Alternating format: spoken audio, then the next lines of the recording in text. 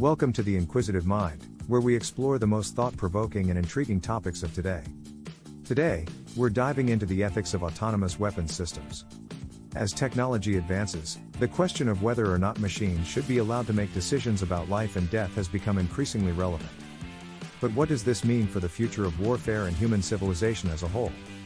The topic of autonomous weapons systems, also known as killer robots, raises a number of ethical and moral questions. These weapons are designed to be able to select and engage targets without human intervention. The concern is that their use could lead to unintended consequences, such as the loss of civilian lives or the erosion of human control over the use of deadly force. One of the main ethical concerns is the issue of accountability. If a weapon system is making decisions and taking actions on its own, who is responsible for its actions? Additionally, there are concerns about the potential for misuse of these weapons, such as by rogue actors or in the hands of authoritarian regimes. Another concern is the possibility of an arms race between nations, as countries seek to develop and acquire autonomous weapons systems. This could lead to a destabilization of global security and an increased risk of conflict. Thank you for watching this episode of The Inquisitive Mind.